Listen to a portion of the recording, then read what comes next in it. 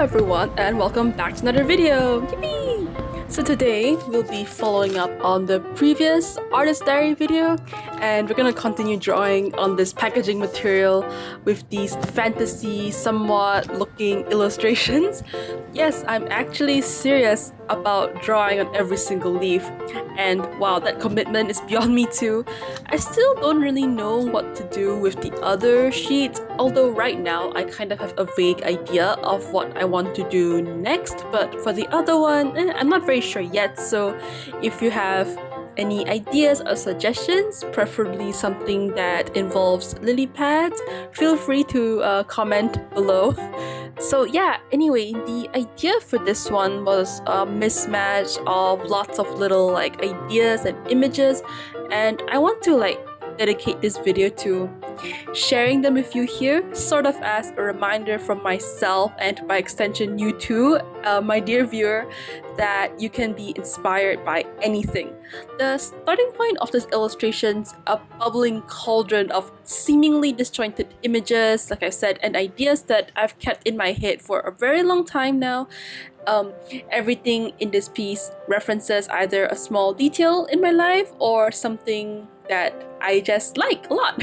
So hopefully this mix of inspirations can get you thinking about combining lots of random little things together to create something new. Now for starters, let's give a shout out to this particular plant, boom, on screen.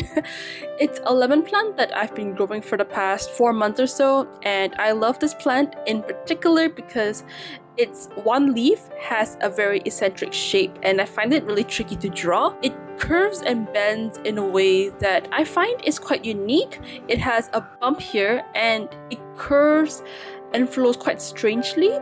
Anyway, this plant reminds me of how large lotus leaves fold, how they seem to flutter with ridges and folds, and I've been thinking about this flowing image subconsciously, and so when this piece came around, I knew that I wanted the background to be full of these long, gigantic leaves almost looming over the characters, and I'm happy that I portrayed that movement kind of well here, or at the very least well enough to inspire me to keep doing it more. On that note, this association with lotus leaves connects more recently to a trip my dad and I took to the bird park, also on my channel if you wish, where we saw these pelicans. Till this day, I'm not very sure if it's the birds themselves or if it's just the vibe of their home in the bird park being dominated by scenes of flowing water with relatively fewer people with a more quiet atmosphere. But these pelicans anyway figure themselves to me as representative of these of this peaceful and tranquil scene. Even if this piece has no colors, the general color palette of the images that I saw and save as reference encouraged me to just go. Encouraged me to draw these pelicans flying. Naturally, these images went to my Pinterest board, and as I was gathering inspiration, I was looking for references for the sort of face I should draw for my subject because, God forbid, I have zero imagination in coming up with unique characters. And I was scrolling around until I found this particular picture, which you saw earlier, but I didn't explain what it was. In this picture, I love the subject's black hair, I love the slight beard he's got going on, and the overall just exhausted aesthetic that he has, so I figured why not draw this person? Word for word, beat for beat. I feel like a face like that has a story to tell, maybe some life experience or something. Anyway, while we're on character design, let's talk about the prosthetic arm I gave him. Now, while conceptualizing this piece, I was hyper-fixating on Eustace Kid's prosthetic arm, which I thought is super fucking sexy, as I reiterated over and over again in my previous video, and I wanted to give it a more dedicated shout out here. Again, on Pinterest, I looked up references and drew a relatively sleek and simple design with like this arm thing, with this round thing on his wrist, which I think is like a callback to the small detail of Eustace Kid's own prosthetic metal arm. I wouldn't say this design that I've cooked is accurate to how prosthetic arms actually look like, but I like that it adds a nice touch of like clean, simple, and sleek geometric shape amidst all these like natural elements. I'm super proud of the arm, and I want to draw more prosthetics and one day maybe a robot in the future. Let's hope for that. On top of that, there's also these like quote-unquote happy little accidents while drawing. Somewhere along the way, I messed up with the nose by adding a huge black dot. At the time, I thought I was contouring the nostril, but because the light then was so goddamn bright, I couldn't properly see what I was doing, and I made a mess of it instead. To avoid embarrassment then, to make it look like I was planning this whole thing this entire time, I added beauty marks like that dot all over his body and the pelican as a sort of character design move to make them look related, to tie them together. Maybe I was thinking of soulmates because I'm a degenerate fanfiction lover like that, but feel free to interpret it otherwise. But I feel like making this design choice helps them stand out in the background. Do I regret doing this? I kinda regret it, but I can live with it. I think it kind of looks cool, and it's just one of those like extra bits of character you can only get with traditional art. Progress check.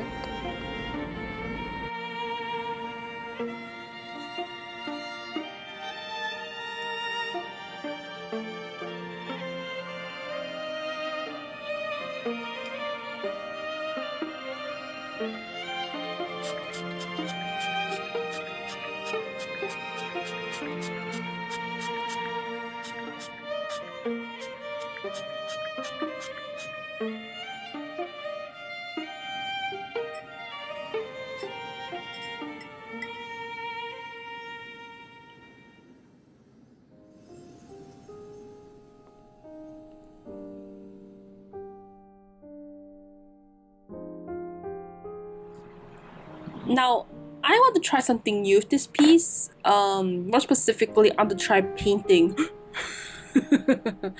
Now, what I did was I started like almost staining the paper with a faint layer of ink and ink wash before like adding layers on top of it, gradually going like darker and darker until we reach like pitch black in the background. I wanted to introduce some variation, I guess. That's my logic for picking up the paintbrush, where we have the subjects being the lightest value, the pelican and the guy, in the light almost, as everything else recedes into the shadows in the background. Again, there's lore for this. I toyed of the idea of ink washes in my previous piece, and I wanted to like actually take it more seriously here and have it be more than just a cover-up for my mistakes. Nailed that line, yay! Anyway, but as a sloppy TLDR, this piece is a culmination of every little thing that I like, and I think it's beautiful to see how lots of humble things combine together to form something worth more than the sum of its parts. Arguably, without my silly little brain, I think it's quite lovely to think about how no one else would think about combining these seemingly disparate and incoherent elements together to create something new, or at least in the way that I've done it. Doing this piece just showed me that there's inspiration everywhere I look. Be it from daily life, Pinterest, or from other artists, there's always something new to draw, explore, work on, challenge myself with, indulge in, that there almost seems to be an infinite number of ideas. I guess that's why for a long time I've never really wondered, what do I draw for any like substantial period.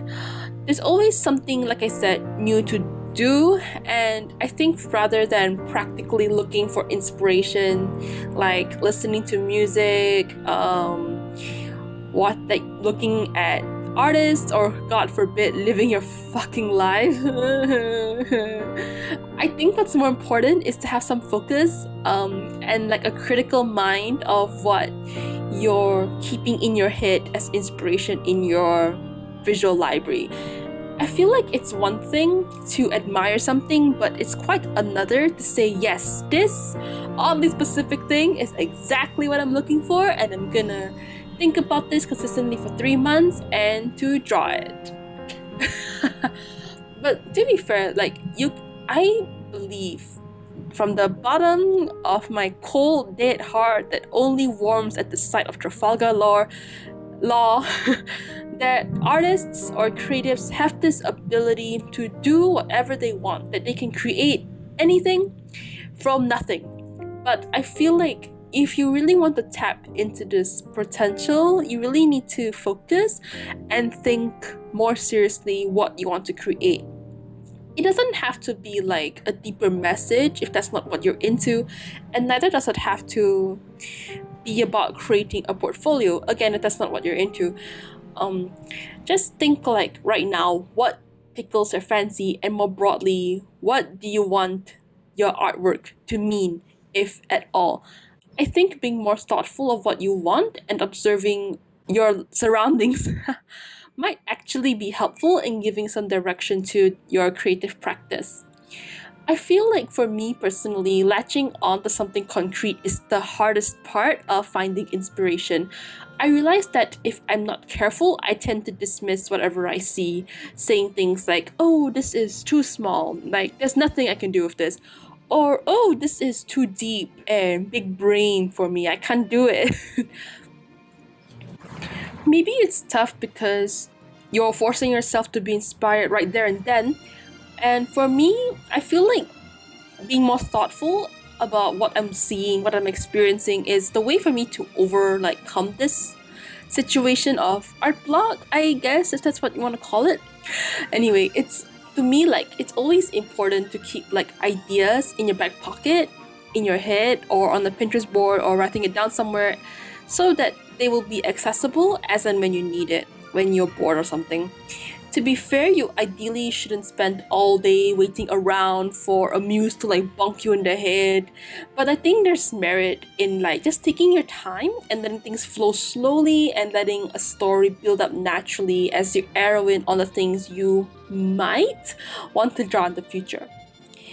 Anyway, the Spark Notes version of this ramble is to always keep in the back of your head things you find interesting, such that when the time comes, you can try and combine everything into something special, something coherent, but unique to you. You'll need a lot of brain power for this, I admit, but hey, if inspiration came easy at the time, then you wouldn't need to think this hard, okay? After all, in my opinion, you can surround yourself with lots of beautiful things, namely art, literature, media, life, but if your brain lacks clarity on what these inspirations mean to you and your creativity, then honestly, it's just white noise that won't actually help you create anything meaningful. I'm guilty of this too, as I unfortunately forget way too much, and I often procrastinate on depicting things I find beautiful and interesting. But once I finally decide to pull myself together and piece together different ideas, I feel super inspired and fulfilled when it comes to actually creating the thing. And more often than not, the end product feels whole and complete, like this piece. As proof of this, as if you need more, I've conjured up a short little narrative for this illustration. Okay, this voiceover is so fucking awkward. Okay, so I originally thought of this piece as representing the impasse of letting go. The idea is that the male subject is holding out on something, as shown by the pelican's expression, right? Like the prosthetic, aka the only artificial thing in this natural world, is what's holding him back from embracing nature. But as much as it's a hindrance, it's also the thing that allows him to function to begin with. I don't know, it's a very strange premise, but it's the most storytelling I've ever done in anything recently, so sue me, I don't care. But honestly, I hope to do more little stories like that in the future. I feel like it gives the piece some direction and it gives me something to like latch onto as I'm looking back on things. And that's all for today's video. Yippee! Thank you so much for sticking around for this whole thing. It's a very dense idea, and I doubt half of it makes sense, especially if this like slow, drawn out voiceover. But I love hearing the sound of my own voice, and by extension, you're forced to hear it too. But anyways, till the next one, take care of yourself, and I hope to see you around. Bye bye!